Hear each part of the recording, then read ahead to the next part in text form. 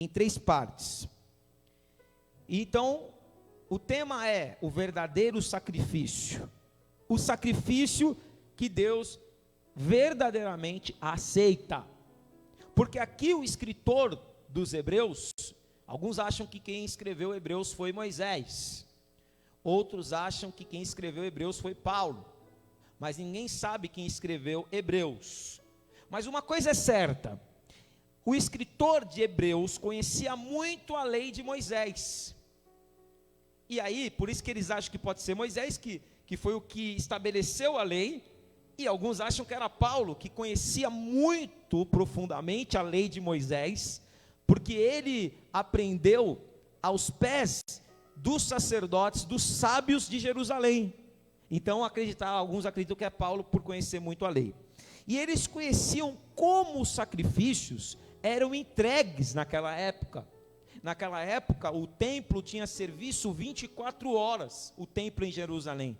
As pessoas iam adorar a Deus, pegavam os seus animais e os sacerdotes entregavam os animais, limpavam o animal e tudo mais, fazia a primeira parte, pegava os animais das pessoas, entregava esse animal para o sumo sacerdote uma vez por ano, e entregava como sacrifício aqueles animais para perdão dos pecados. Esse serviço era contínuo, era todo dia. O cara só que virou uma coisa, uma rotina e um ativismo religioso, porque a pessoa pecava, então ela falava assim, já pequei, mas é só pegar um animal aqui, eu levo para o sacerdote vai, oferece para Deus, está tudo certo entre eu e Deus.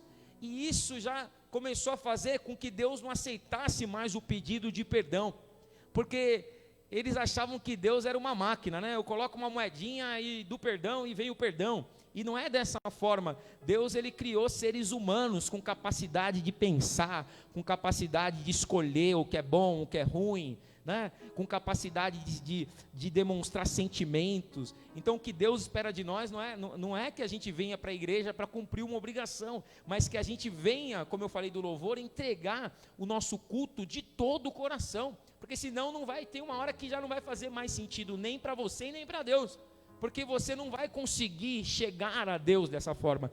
A religião, ou a palavra religião, significa religar, mas a religião falhou, e é isso que a primeira parte aqui, o escritor está dizendo, que a religião falhou, que esses sacrifícios diários, eles já não fazem mais efeito, e naquela época que eram entregues, já chegou uma hora que a hipocrisia entrou, que o engano entrou, que a falsidade entrou, que a frieza espiritual entrou, porque as pessoas faziam um ritual santo, mas depois iam e viviam como se não tivessem um Deus para governar a vida delas. Então Deus, ele pega e fala, eu preciso que isso seja mudado. Deus bola um plano, Deus arquiteta um plano, eu preciso acabar com essa hipocrisia, tanto que aí você entende o porquê Jesus foi lá no templo, onde tinham mercadores fazendo comércio, porque se tornou um grande comércio em Jerusalém, né? Então o povo pecou, putz, legal que pecou, porque aí eu vou vender um animal,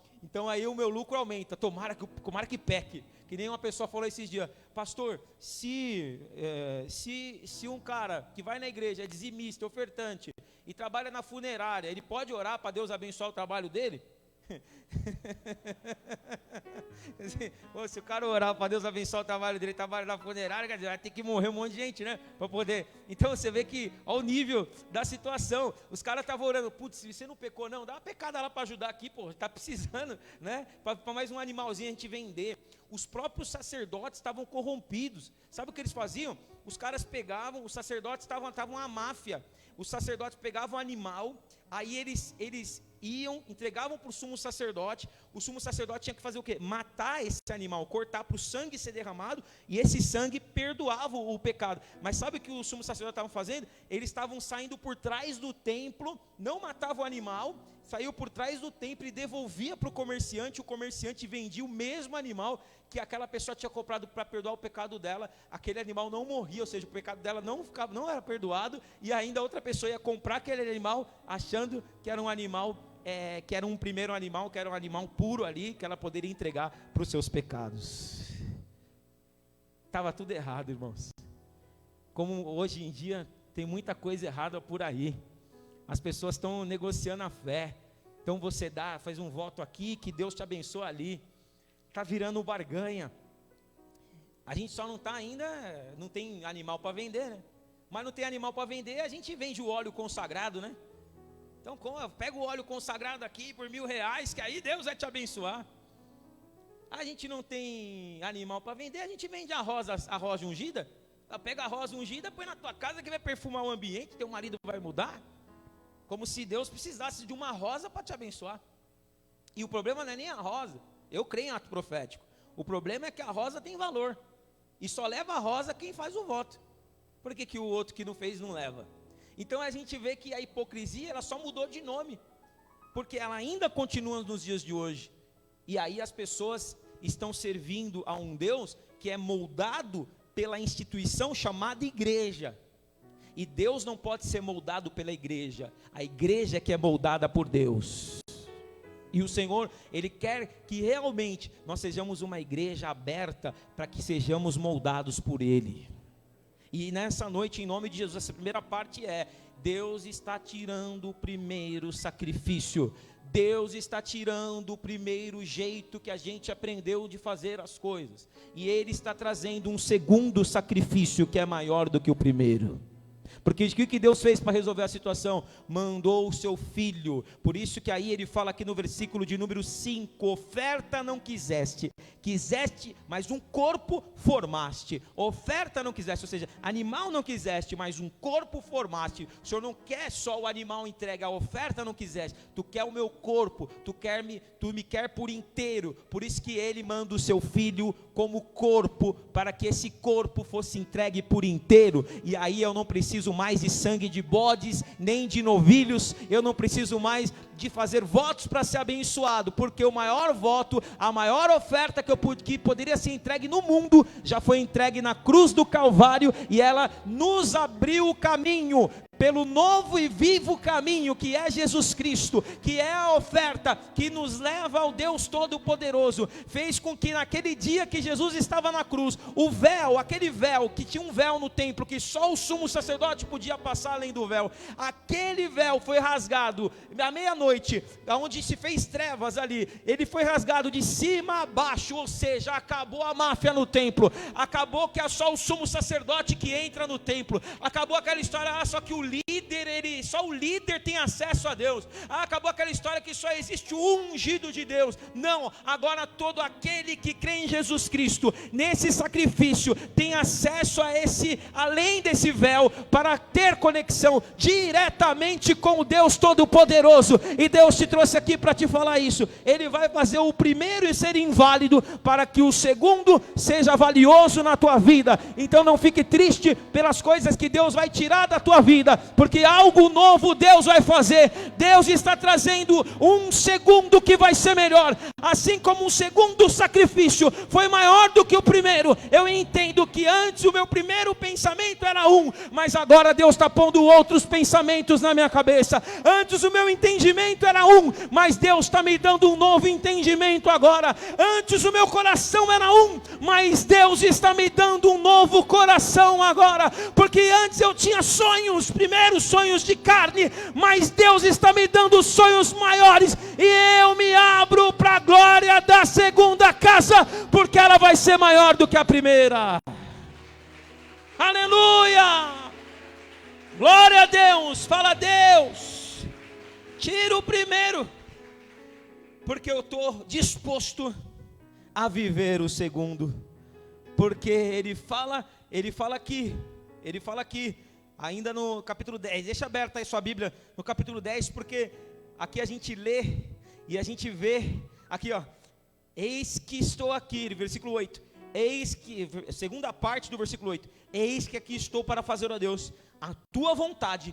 Remove o primeiro para estabelecer o segundo. Aleluia. Fala isso aí, repete esse final. Fala assim: remove o primeiro para que seja estabelecido o segundo. Fala 3 vezes, fala: remove o primeiro para que seja estabelecido o segundo. Remove o primeiro para que seja estabelecido o segundo. Porque o primeiro Adão era homem, era carne, era alma vivente, mas o segundo Adão é espírito vivificado. Aleluia.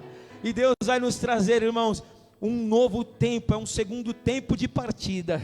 E eu declaro em nome de Jesus que está vindo um segundo tempo abençoado para você. Está vindo um estágio novo para você. O primeiro estágio, ele não vai se comparar ao segundo estágio que Deus está trazendo para a tua vida, porque o primeiro estágio de Jó foi só sofrimento, mas o segundo estágio de Jó foi Deus devolveu tudo em dobro que ele perdeu. Amém? A segunda parte então, vamos para a segunda. Olha para quem está do seu lado e fala, vamos para a segunda. Pegou a visão? Fala aí, pegou a visão? O que é a segunda parte? Nós não devemos brincar com essa oportunidade. Então fala assim, eu não posso brincar. Quem está em casa também, eu não posso brincar com aquilo que foi me entregue. Você sabe que tem coisas valiosas que Deus pôs nas tuas mãos? Você sabe que você tem um conhecimento hoje que tem muita gente que gostaria de ter esse conhecimento que você tem? Tem muita gente que sofre por não conhecer a Deus como a gente conhece. Mas a gente às vezes não valoriza isso. Nós queremos ver bênçãos, porque se a gente não vê bênção, a gente associa diretamente a bênção com Deus. Mas Deus é Deus acima da bênção. Deus é Deus, se tem bênção, e Deus é Deus se não tem bênção, porque Ele é a bênção. Ele é a bênção. Só de você ter Deus, você já é abençoado. Tem gente que fala assim, então beleza, pastor, que bênção. A segunda parte é melhor que a primeira, porque antigamente só o sumo sacerdote podia entrar no Santo dos Santos. Agora todo mundo pode entrar. Até os palmeirenses, meu. Que chamava de porco, até os palmeirenses estão santificados. E você sumiu, hein? Porque você viu, né? Você viu. O segundo time está melhor do que o primeiro, hein? E sumiu o palmeirense. Cara, todo mundo pode entrar. Só que assim, vamos falar o português da Zona Leste? Todo mundo pode entrar, está todo mundo com Jesus, está todo mundo com livre acesso. Só que não pode virar bagunça. Entendeu? Pegou a visão ou não? Você tem toda a liberdade para servir a Deus agora. Você tem a liberdade que você já conhece a Cristo. Você tem a liberdade que você vem para a igreja uma vez por semana. E você tem aqui uma igreja para poder adorar o Senhor. Você tem uma conexão direta com Deus. Você não precisa de intermediário. Você vai direto a Deus. Essa liberdade nós já temos. Essa liberdade. Temos a liberdade de sentir a presença do Espírito Santo, mesmo a gente não merecendo. O Espírito Santo toca na gente, mesmo sem a gente merecer. Aliás, a gente não é digno de sentir, muitas vezes, né? Pela nossa podridão carnal, pelos erros que a gente comete, pela frieza espiritual, por buscar a Deus tão pouco como a gente busca. Mas mesmo assim, Ele ainda nos toca, ou seja, olha só que privilégio de conhecer Jesus. E privilégio que na verdade, se fosse fazer um cálculo da minha vida, quando chegasse no final, com certeza, não tem um aqui, inclusive eu, que se pesasse na balança, ia ser achado em falta. Qualquer um de nós, no último dia da nossa vida, se fosse pesado na balança, a gente ia ser achado em falta. Porque a Bíblia fala em Romanos 3:23, todos pecaram e foram separados, destituídos da glória de Deus. Ninguém é digno, ninguém é merecedor. Nós somos salvos pela graça, só que nós não podemos brincar com a graça. Nós temos que valorizar a nossa salvação. É o que muita gente não está fazendo, está no oba-oba. Tá virando crente de evento. Tem gente diferente, eu vou. Não tem gente diferente, eu não vou. Domingo tem mais gente, eu vou. Mas de quarta não tem muita gente, eu não vou. Aí escolhe culto. Ou seja, aí o que acontece? A pessoa está brincando com o conhecimento que Deus deu para ela. Isso vai ser cobrado. Nós vamos ter que prestar contas para Deus. Então hoje, Deus nos deu conhecimento. Só que uma coisa a Bíblia fala, a quem muito é dado, também será requerido. Quem muito recebeu, muito vai ter que dar. Deus não vai cobrar de quem não tem. O ignorante que não conhece a Deus, vai ser julgado de uma forma. E a gente que está aqui dentro, que conhece a palavra, vai ser cobrado de outra. E aí depois não adianta a gente chorar. A gente tem que valorizar a nossa salvação. A gente tem que valorizar o nosso conhecimento de Cristo, a bênção que Deus tem nos dado. Porque Deus tem cuidado da gente. Deus tem nos dado a direção. Para quem quer, Deus tem dado a direção. Nós temos ouvido a voz de Deus. Deus nos preparou um lugar. Deus reformou esse lugar todinho, só para que a gente tivesse um lugar para nos reunirmos. Deus fez essa adega sair daí, para a gente pegar esse kids, só para ter um lugar para que as nossas crianças pudessem ser bem recebidas. Deus tem nos dado um trabalho para a gente sustentar a nossa casa, e se a gente traz um dízimo e oferta, a gente está reconhecendo que Deus fez isso na nossa vida. Ou seja, Deus tem nos dado muito, irmãos. Deus tem nos dado muito, mas às vezes a gente despreza aquilo que Deus tem nos dado. Nós não podemos fazer isso. Nós temos que entender que temos total possibilidade, mas não devemos brincar com a oportunidade. Nós recebemos a oportunidade de receber as vestes brancas da salvação, de descer as águas do batismo, de ser uma nova criatura, de saber para onde a gente vai, de saber que Jesus está voltando. Os nossos olhos foram abertos, as escamas caíram dos nossos olhos. Como que agora a gente vai pensar em voltar atrás? Como ele fala aqui, ele fala que a gente não pode desprezar essa oportunidade, porque se a gente desprezar essa oportunidade e depois voltar a ser o primeiro que ele já tirou, se a gente percebeu o segundo, que é o novo, e aí a gente não deu o valor, e a gente brincou com a graça, Jesus já perdoou mesmo, eu vou pecar, e se a gente não valorizar isso, a gente volta para o primeiro. E se a gente volta para o primeiro estágio, sabe o que vai acontecer? O sacrifício que ele fez é invalidado na vida de quem volta. Não é que o sacrifício não é válido, o sacrifício ele é válido para todo aquele que recebe a primeira vez, e para todo aquele que se arrepende, quantas vezes for necessário. Mas se a pessoa brinca e zomba de Deus, a Bíblia fala em Gálatas, que ai daquele que zomba de Deus. E nós não podemos zombar de Deus, nós não podemos brincar com as coisas sagradas, nós não podemos tratar as coisas de Deus irreverentemente, nós não podemos entrar na igreja como se fosse um shopping, nós não podemos subir num altar achando que é um palco, porque não é. Aqui é o lugar santo, e a Bíblia fala em Apocalipse, quando o profano estiver no lugar santo, então é o fim. Eu não sei se vocês sabem disso, mas sabe que no fim o templo vai ser reconstruído. Vocês sabem disso? Quem já ouviu falar que o templo de Israel vai ser reconstruído? Levanta a mão. O templo de Jerusalém, que foi destruído, vai ser reconstruído. É certeza, está na Bíblia. Vai ser reconstruído. E sabe o que vai acontecer? Já existem projetos, já está arquitetado esse novo templo. Já existem levitas em treinamento, vai ser igual o templo antigo. Tem levitas em treinamento já, sumos sacerdotes, e tem gente espalhada, até no Brasil, tem pessoas, tem judeus que estão sendo treinados, e daqui a pouco eles vão, todo mundo lá para Jerusalém, porque o novo templo vai ser inaugurado, eles querem recuperar o templo de Salomão, porque eles acreditam, os judeus que creem na lei de Moisés, eles acreditam que só dessa forma Deus voltará a se manifestar e o Messias virá, porque eles acreditam que haverá um Messias. Eles não acreditam que Jesus é o Messias, eles acreditam que o Messias vai entrar, mas quando o templo for reinaugurado. E na verdade, Satanás está por trás dessa construção. Vocês não sabem disso, vai estudar, que é muito importante para a sua vida cristã, para você saber, porque Satanás vai se assentar, o lugar do sumo sacerdote vai ser o próprio diabo, na pessoa do anticristo. Então o anticristo será colocado lá nesse novo templo, como se fosse o líder desse novo templo, e ele vai ser adorado. Isso vai acontecer, já está sendo preparado, já tem pessoas sendo treinadas no mundo inteiro, e já existe até um bezerro vermelho.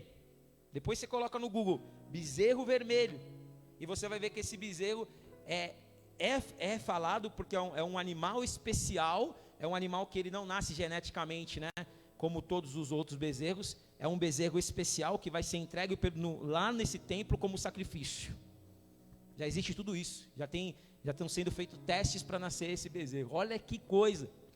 E aí, irmãos, se a gente não estiver firme na fé, nós vamos ser enganados por tudo isso. E talvez, sabe o que vai sobrar para nós, o que a Bíblia está falando aqui? Não vai sobrar para nós esperança de salvação, mas vai sobrar para nós a expectativa do fogo eterno. Então as pessoas estão brincando com isso, as pessoas estão brincando de evangelho, as pessoas estão brincando de comércio da fé, as pessoas estão brincando de igreja, estão brincando de batismo, as pessoas estão é turista de igreja, parece quando quer, a gente não vê mais oração, não vê mais um povo que ora, a gente não vê mais o povo que recebe, ora até receber o batismo do Espírito Santo, tanto que toda vez que eu pergunto aqui quem é batizado do Espírito Santo, levanta a mão uma pessoa, duas pessoas, porque falta oração. Falta oração. Sabe por que antigamente as pessoas eram mais batizadas no Espírito Santo? Porque elas buscavam mais o Espírito Santo, elas oravam muito mais, as orações eram muito mais frequentes. Então, ou seja, a gente está orando muito pouco. Se você não é batizado com o Espírito Santo ainda, você está perdendo uma grande oportunidade de Deus te usar, de você receber a plenitude, o fogo. Assim como existe um batismo nas águas, existe um batismo no Espírito Santo, batismo com fogo. E isso não vai vir pelo pastor. Não adianta eu pôr a mão em você e falar, vem, aleluia, e começar a falar para você, fala aleluia, aleluia, aleluia, aleluia. Até você falar, você não é assim que acontece. É uma busca, é uma consagração, é uma frequência de oração. É orar, é orar, é orar. Espírito Santo, me batiza, me batiza, me batiza. Acende a chama na minha vida, Espírito Santo, eu quero mais de ti. É deixar de pedir só coisas materiais e começar a pedir o batismo do Espírito Santo. É deixar de ficar pedindo, de ficar preocupado só com as coisas corriqueiras da vida e falar, Deus, me enche, me cumpre o teu propósito na minha vida. Eu preciso que essa chama se acenda na minha vida, Senhor. Senão eu caio na frieza, eu volto para o primeiro estágio. Eu não quero voltar para o primeiro estágio, eu não quero. E você precisa guardar o que Deus tem te dado. Guarda a tua salvação, guarda a tua fé, guarda o que Deus te deu, guarda a tua coroa.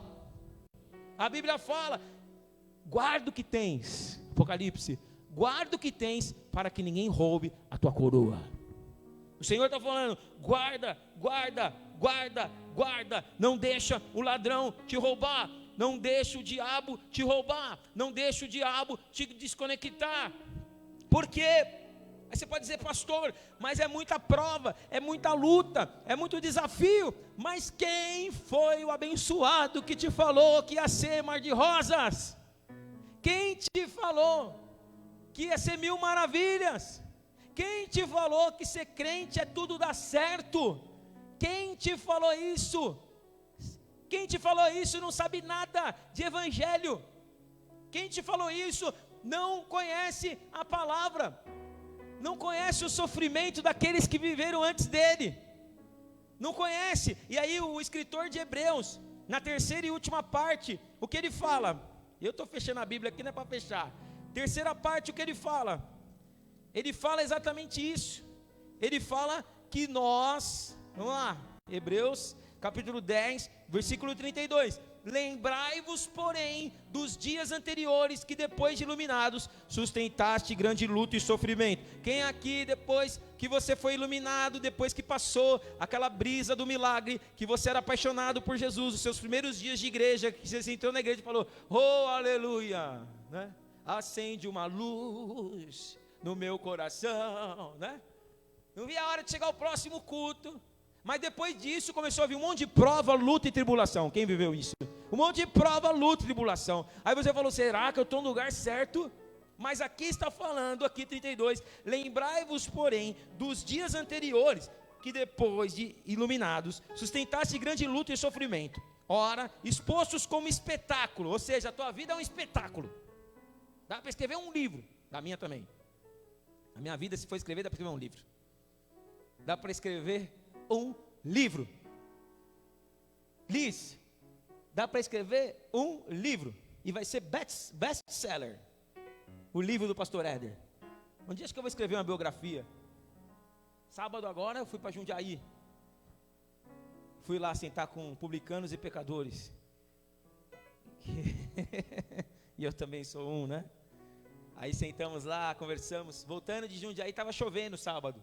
Sábado não estava chovendo, meio chovendo. Peguei a marginal, que eu tinha que buscar meu notebook que estava arrumando. Peguei a marginal para ajudar a vida do crente. O que aconteceu? A pastilha do para-brisa voou, Rony. Lembra que eu falei? Voou, sábado à tarde, na Marginal. Falei, meu Deus, e chovendo, e agora? Como que eu vou enxergar? Que se não balança, se não trabalha, como a chuva vem, o vidro fica tudo embaçado. E agora? E agora? E eu fui clamando, Senhor, me guarda, tal, não sei o quê. Aí cheguei em casa, porque não dava para parar na Marginal, o fluxo, não tinha como parar, né? Olha a tribulação, não pode nem dar uma passeada, que já acontece isso. Já é para desanimar o ser humano, não é? Cheguei em casa, né, chateado, porque uma pastilha daquele carro é cara. Não era nem por ter perdido a pastilha por causa da chuva, pensando vai ter que comprar outra. Aí o que aconteceu? Domingo vim sem pastilha. E Deus, nem para dar uma ajuda, mandou chuva. Teve a Santa Ceia, terminou o culto aqui, Rony. Quem se lascou? Acho que o Rony orou, Senhor, porque só eu se lasco. Aí ele falou, então tá bom, vou rascar o pastor junto com você. Ele desceu do carro, tomou chuva para fechar a corrente. E eu saindo da igreja sem a pastilha. Falei, ô Senhor, você está contra mim? Né? Se o Senhor é por mim, quem será contra mim? Mas se o Senhor for contra mim, quem será por mim? Fui em todos os postos, não achava a pastilha que coubesse no meu carro. Falei, e agora? Fui na loja, estava fechada. Amém. Irmão, é a prova. É a prova para ver se eu vou blasfemar, sabe? Para ver. Chegou a tarde, dormi, cheguei em casa, parou a chuva. Cheguei tarde pra caramba em casa, porque de domingo tem que chegar mais cedo para dormir, dar uma dormida, que se eu não dormir, à tarde, pelo menos meia hora, aí já vem acabado por culto da noite. Dormi, aí acordei, quando eu acordei, tomei banho, falei, graças a Deus, né? Desci, começou a chover de novo. Deus, por que o Senhor está fazendo isso comigo? Vim pela fé, vim olhando assim, né? E tinha que vir. Parei o carro, preguei, terminou o culto, parou a chuva. Parou para ir embora, fui embora. Segunda-feira, terça-feira, passou segunda, terça-feira, ontem de manhã, fui no dermatologista, né? Que é uma outra história que eu conto depois. Saí do dermatologista, tinha que passar para pegar o notebook. De novo, que o notebook não ficou pronto no sábado. Passei lá, não tinha ficado pronto. Tinha que passar, pegar a Marginal de novo. Tô lá, só que aí, meu irmão, já passei pela prova, falo assim igual a Cassiane. Vou passando pela prova, dando glória a Deus, né? Tô na Marginal, do lado esquerdo, né? Que eu gosto de andar na esquerda, tal. Tô ali cantando. Ame pela estrada da fé, aonde outros não erraram. De repente, cara, eu olho pro lado assim, mas sabe quando você olha assim para você tá apaixonado assim, você olha e fala, nossa, sabe quem era? No chão, a minha pastilha.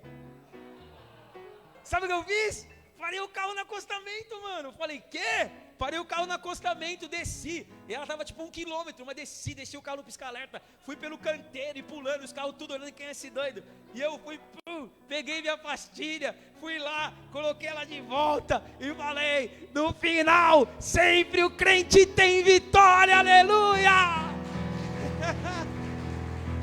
Ô irmão, achei minha pastilha, meu. Deus guardou minha pastilha no meio da Marginal. Lembrei daquela passagem de Eclesiastes 11. Lança a tua pastilha sobre as águas, porque depois de alguns dias tu acharás. Eu fiquei tão feliz. E aí o cara que eu tinha encomendado a pastilha falou, deu o preço hoje.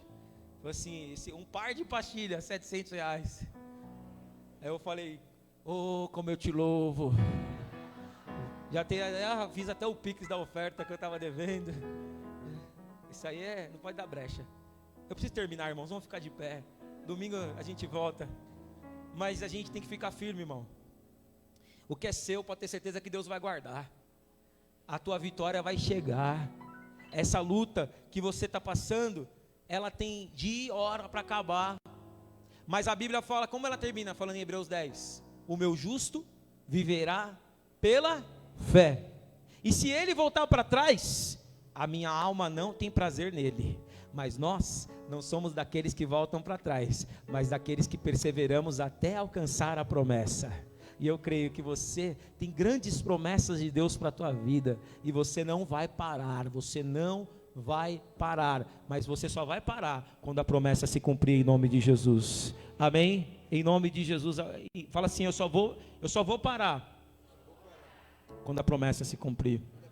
E a promessa vai se cumprir na sua vida em nome de Jesus.